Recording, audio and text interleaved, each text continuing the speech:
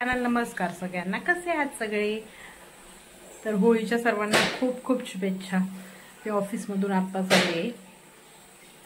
आता 5:15 झाले. पुरणाच्या पोळ्या करते मी. कुकर लावलाय. डाळ, वेलदोडे, बडीशोप आणि साखर ते वाटून ठेवले पुरणात टाकायला. चहा ठेवलाय. कारण मला खूप डोकं दुखतंय. मी चहा नाही पीत, पण आज खूप डोकं दुखते, त्यामुळे चहा प्यायचा आहे. Stay tune. हे बघा, वीरू आणि शिवू मस्त घर क्लीन करतात ते मॉपनी.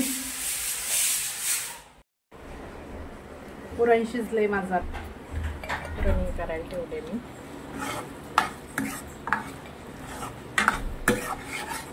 मी साखरच टाकते, गुळ नाही टाकत. साखरेच ते छान असं शायनी शायनी दिसते.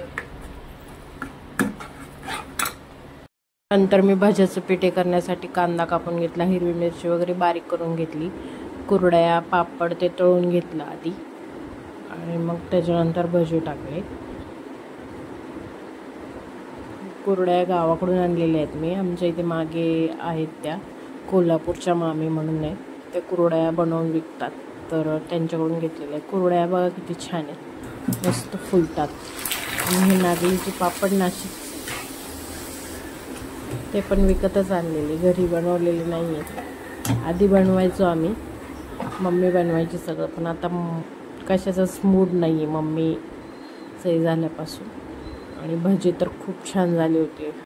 नंतर मी सगळं किचनात टाकलीन वगैरे करून घेतला, भांडे वगैरे घासून घेतले. पोळ्याच राहिल्या होत्या करायच्या, मग आधी किचनात टाकलीन करून घेतला, साडी वगैरे चेंज करून घेतली, आणि मग नंतर पोळ्या केल्या.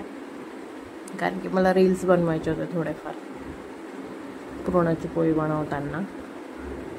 किचनमध्ये 2-3 रील बनवल्या, खूप छान आल्या होत्या त्या रील. माझ्या इंस्टाग्रामवर जाऊन बघा तुम्ही, खूप छान आल्या होत्या. आणि आमच्या इथे खाली सोसायटीत खूप छान पूजा करतात होळीची, तर खाली गेलो होतो आम्ही. तिथे थोडे 2-3 फोटो काढले होते.